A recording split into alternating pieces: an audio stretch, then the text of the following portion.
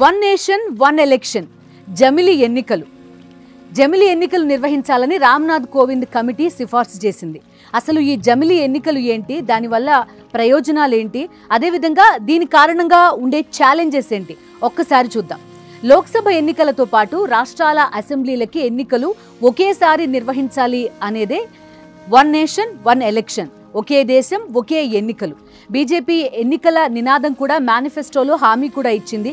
So ఆ దిశగా ప్రస్తుతం అడుగులు కూడా పడుతున్న పరిస్థితి. రామ్నాథ్ కోవింద్ కమిటీని నియమించారు. రామ్నాథ్ కోవింద్ కమిటీ పలు రికమెండేషన్స్ కూడా చేసింది. ఆ రికమెండేషన్స్ ఏంటి, దీనివల్ల వివిధ పొలిటికల్ పార్టీస్ స్టాండ్ ఏ విధంగా ఉంది ఒక్కసారి చూడబోతున్నాం.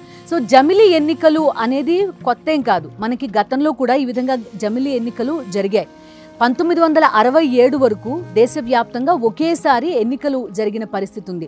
1952, 1957, 1962, 1967 ఈ 4 సార్లు అంటే ఇంచుమించుగా 4 టర్మ్లకి ఇలా వన్ నేషన్ వన్ ఎలక్షన్ లాగా అంటే జమిలి ఎన్నికలు లోక్సభతో పాటుగా రాష్ట్రాల అసెంబ్లీలకు కూడా ఎన్నికలు జరిగిన పరిస్థితి. ఆ తర్వాత అది వివిధ కారణాల వల్ల కంటిన్యూ కాలేకపోయింది. సో ఇప్పుడు మళ్ళీ అదేవిధంగా జమిలి ఎన్నికలు నిర్వహించాలి అనేది ప్రధానమైన కాన్సెప్ట్గా మనకు కనిపిస్తోంది. సో దీనివల్ల ప్రయోజనాలు ఏంటి, దీనికి అనుకూలంగా ఉన్న వాళ్ళ వాదన ఏంటి అనేది ఒక్కసారి చూద్దాం. సో జమిలి ఎన్నికల కారణంగా ఈ ఎన్నికల వ్యయం అనేది భారీగా తగ్గుతుంది అని అంచనా. 2019 ఎన్నికలు నిర్వహించే టైంకి ఎన్నికల వ్యయం ఇంచుమించుగా 60,000 కోట్ల రూపాయలు అయింది. ఈ వ్యయం గణనీయంగా తగ్గుతుంది అనేది వాదన.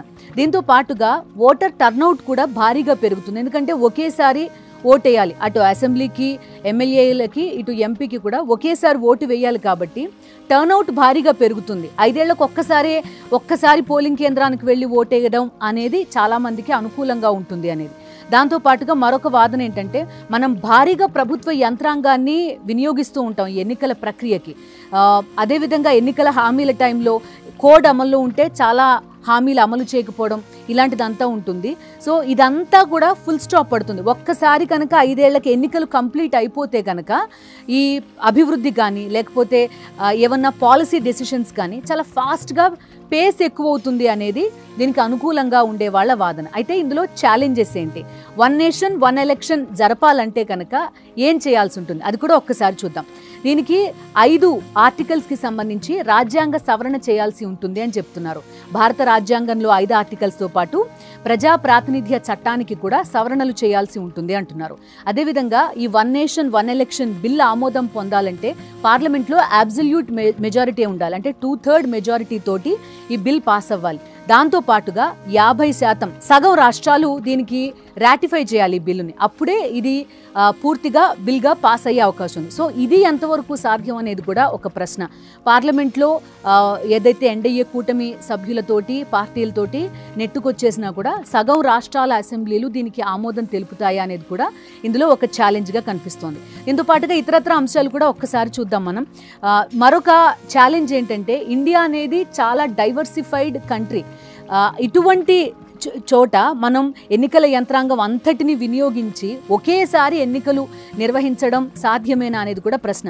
దీనికి రామ్నాథ్ కోవింద్ కమిటీ ఏం చెప్తుందంటే ఒక కమిటీని నియమించండి, మేము రికమెండేషన్స్ చేశాము, ఈ రికమెండేషన్స్కి తగినట్టుగా ఇంప్లిమెంట్ చేయడం కోసం ఒక కమిటీ అవసరం. ఆ కమిటీ ఏం చెప్తుంది, ఇంప్లిమెంటేషన్ కమిటీ ఒకటి ఉండాలనేది రామ్నాథ్ కోవింద్ కమిటీ చెప్తోంది.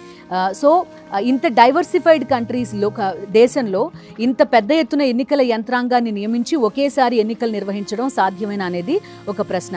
మనం చూసాం, మనం వెస్ట్ బెంగాల్ ఎలక్షన్స్ మొన్న జరిగిన ఎన్నికల్లో వెస్ట్ బెంగాల్ ఎలక్షన్స్ ఎన్ని ఫేజెస్లో జరిగాయి, ప్రతి ఫేజ్లోనూ ఆల్మోస్ట్ ఎలక్షన్ జరిగిన పరిస్థితి వెస్ట్ బెంగాల్లో. ఇప్పుడు జమ్మూ కాశ్మీర్ అసెంబ్లీకి ఎన్నికలు జరుగుతున్నాయి, అది కూడా ఒక సింగిల్ ఫేజ్లో జరగట్లేదు. అంటే ఒక రాష్ట్రానికి సంబంధించిన అసెంబ్లీ ఎన్నికలు నిర్వహిస్తేనే ఇన్ని ఫేజుల్లో నిర్వహిస్తున్నాం, అలాంటిది జమిలి ఎన్నికలు దేశవ్యాప్తంగా ఒకేసారి నిర్వహించడం అనేది ఎంతవరకు సాధ్యం అనేది ఒక ప్రశ్న. దీంతో పాటుగా రామ్నాథ్ కోవింద్ కమిటీ రికమెండేషన్స్ ఒకసారి కనుక తీసుకుంటే ఒకవేళ ఏదైనా అనివార్య కారణాల వల్ల ఏదైనా ఒక రాష్ట్ర అసెంబ్లీ కనుక రద్దయితే, సభ రద్దయితే అప్పుడు ఆ రాష్ట్రంలో ఎన్నికలు నిర్వహించాల్సి ఉంటుంది. అప్పుడు ఏం చేస్తారు అనేది ప్రశ్న. అప్పుడు రామ్నాథ్ కోవింద్ కమిటీ ఏమంటుందంటే ఏదైతే మిగిలిన టర్మ్ ఉందో ఆ టర్మ్కి మాత్రం ఎన్నికలు నిర్వహిస్తాం, ఆ తర్వాత మళ్ళీ దేశము వివిధ రాష్ట్రాలతో కలిసి ఆ రాష్ట్రానికి ఎన్నికలు జరుగుతాయి అని రామ్నాథ్ కోవింద్ కమిటీ చెప్తోంది.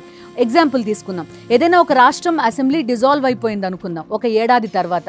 అప్పుడు ఎంత మిగులుతుంది? 4 ఏళ్ల కాలం మిగులుతుంది. ఈ 4 ఏళ్ల కాలానికి ఎన్నికలు నిర్వహిస్తారు. ఆ తర్వాత మొత్తం దేశంతో కలిసి ఆ రాష్ట్రానికి కూడా జమిలీ ఎన్నిక జరుగుతుంది అనమాట. సో ఇది అసలు వన్ నేషన్ వన్ ఎలక్షన్ అనే కాన్సెప్ట్కే విరుద్ధం కదా. మళ్ళీ మనం ఎన్నికలు నిర్వహిస్తున్నప్పుడు అది వన్ నేషన్ వన్ ఎలక్షన్ ఏ విధంగా అవుతుంది అనేది మరొక ప్రశ్న. దీంతో పాటుగా మన ఆర్టికల్ 1 భారత రాజ్యాంగంలోని ఆర్టికల్ 1 ఏం చెప్తోంది? యూనియన్ ఆఫ్ స్టేట్స్ ఇండియా అని చెప్తోంది. అంటే రాష్ట్రాల సమాఖ్య భారతదేశం. సో ఇది రాష్ట్రాల సమాఖ్యకి ఫెడరల్ స్ఫూర్తికి విరుద్ధంగా ఉంది అనేది కూడా ఒక వాదన. ఇటు ఏఐఎంఐఎం కానీ లేకపోతే పలు ప్రాంతీయ పార్టీలు కానీ ఇదే వాదనని తెరపైకి తీసుకొస్తున్నాయి. మరొక ఛాలెంజ్ ఏంటంటే మనం 5 ట్రిలియన్ ఎకానమీగా ఎదగాలనే ప్రయత్నంలో ఉన్నాం. మన బడ్జెట్ ఎంత? ఇంచుమించు 60 లక్షల కోట్ల బడ్జెట్ మనం పెట్టుకుంటున్న సందర్భంలో 60,000 కోట్లని మనం ఎన్నికల ఖర్చు కింద వినియోగించలేమా అనేది కూడా మరో ఛాలెంజ్గా ఇందులో మనకు కనిపిస్తోంది. సో వివిధ కోణాలున్న, అదేవిధంగా మనం చెప్తాం కనీసం ఒక 100 కిలోమీటర్లకు ఒకసారి మన కల్చరు, మన భాష, సంస్కృతి, ఆహారపు అలవాట్లు అన్నీ మారిపోతాయి. ఇటువంటి ఒక దేశంలో ఒక సింగిల్ ఫ్రేమ్వర్క్లోకి వ్యవస్థనంతటిని తీసుకొచ్చేయడం ఎంతవరకు కరెక్ట్? ఒక రాష్ట్రం ఎన్నికలే మనం 5-6 ఫేజుల్లో నిర్వహిస్తున్న ఈ సందర్భంలో నిజంగా ఇలాగా ఎన్నికలు జరిపితే ఎలా ఉంటుంది అనేది కూడా, ఎలాంటి ఛాలెంజెస్ వస్తాయి, నిజంగా అంత పర్ఫెక్ట్గా పకడ్బందీగా చేయగలమా అని చెప్పి. వేరే దేశాల ఎగ్జాంపుల్స్ కూడా మనం ప్రధానంగా చేసుకుంటున్నాం. వేరే దేశాల్లో ఇప్పటికీ కూడా అభివృద్ధి చెందిన దేశాల్లో కూడా బ్యాలెట్ పేపర్ వినియోగిస్తున్న పరిస్థితి చూస్తున్నాం. మనం ఈవీఎంల కారణంగా ఇప్పుడు ఎంత పెద్ద డిస్కషన్ దేశవ్యాప్తంగా పార్టీలు లేవనెత్తుతున్నాయనేది కూడా మనం ఒకసారి అర్థం చేసుకోవాల్సిన పరిస్థితి. మరొక కామన్ సెన్స్తో ఒక్క ఎగ్జాంపుల్ ఆలోచిస్తే, జనరల్లీ ఒక స్టూడెంట్ ఒక క్లాస్ పాస్ అవ్వాలంటే వివిధ ఫేజెస్లో ఎగ్జామ్స్ పెడతారు. యూనిట్ టెస్ట్లని, స్లిప్ టెస్ట్లని, హాఫ్ ఇయర్లీ ఎగ్జామ్స్ అని, సమ్మేటివ్ అసెస్మెంట్ అని, కంప్లీట్గా అయిపోయిన తర్వాత బోర్డ్ ఎగ్జామ్స్ అని, ఇవన్నీ నిర్వహిస్తూ ఉంటారు. అదే స్టూడెంట్ ఇన్నిసార్లు నాకు ఎగ్జామ్ రాయడం ఇబ్బందిగా ఉంది, పేపర్ ఖర్చు, టీచర్లు ఇన్విజిలేషన్కి వస్తారు, ఇదంతా ఎందుకని ఖర్చు, ఒకేసారి ఎగ్జామ్ పెట్టేస్తే అయిపోతుంది కదా అంటే ఎలా ఉంటుంది? సో జమిలీ ఎన్నికల కాన్సెప్ట్ కూడా అలానే ఉంది అనేది కూడా కొంతమంది వాదన.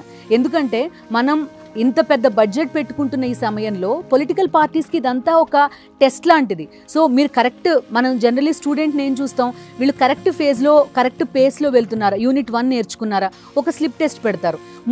మూడు చాప్టర్స్ వీళ్ళు కరెక్ట్గా నేర్చుకున్నారా లేదా, ఒక క్వార్టర్లీ ఒక ఎగ్జామ్ ఉంటుంది. హాఫ్ ఆఫ్ ద సిలబస్ వీళ్ళు కంప్లీట్ చేశారా లేదా, వాళ్ళ పర్ఫార్మెన్స్ ఏ విధంగా ఉంది, ఒక హాఫ్ ఇయర్లీ ఎగ్జామ్ నిర్వహిస్తారు. సో వీళ్ళు అదర్ స్టూడెంట్స్తో కంపీట్ చేయగలుగుతున్నారా లేదా, ఫైనల్ ఎగ్జాము, బోర్డ్ ఎగ్జాము నిర్వహిస్తారు. సో ఎలక్షన్ ప్రాసెస్ కూడా అలాంటిదే కదా. మనం ఎన్నుకున్న పార్టీయో, మనం ఎన్నుకున్న ప్రభుత్వమో, మనం అనుకున్న పేస్లో, మనం అనుకున్న హామీలు కానీ, లేకపోతే మనం ఎందుకని ఏ అభివృద్ధి చేస్తుందని ఒక రాజకీయ పార్టీని ఎన్నుకున్నామో ఆ పేస్లో ఆ దిశగా ఆ రాజకీయ పార్టీ వెళ్తోందా లేదా అనేది ప్రజలు నిత్యం గమనిస్తూ ఉంటారు. అలాంటి టైంలో ఆ సదరు పొలిటికల్ పార్టీ దేశంలోనో, ఒక లోక్సభ ఎలక్షన్లోనో, లేకపోతే ఒక బై ఎలక్షన్లోనో, ఒక రాష్ట్రానికి కనుక ఎన్నికలు వస్తే ఆ పార్టీ పార్టిసిపేట్ చేస్తూ ఉంటే, కంటెస్ట్ చేస్తూ ఉంటే అక్కడ ఈ అభిప్రాయాలన్నీ ప్రతిబింబించేలాగా ఆ పార్టీని ఎన్నుకుంటుంటారు. సో ఇదంతా కూడా ఒక ప్రాసెస్, ఒక మనం పెట్టుకున్న చెక్స్ అండ్ బ్యాలెన్సెస్లో ఇదంతా ఒకటి. సో అటువంటి దీన్ని మనం ఎంతవరకు మానేసి వన్ నేషన్ వన్ ఎలక్షన్ అంటాము అనేది కూడా ఇక్కడ కీలకమైన ప్రశ్న.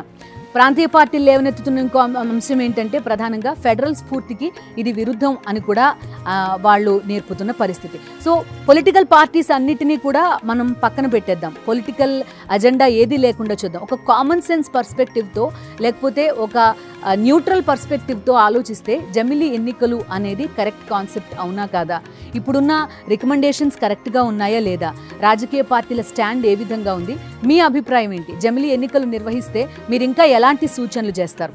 కామెంట్ చేయండి.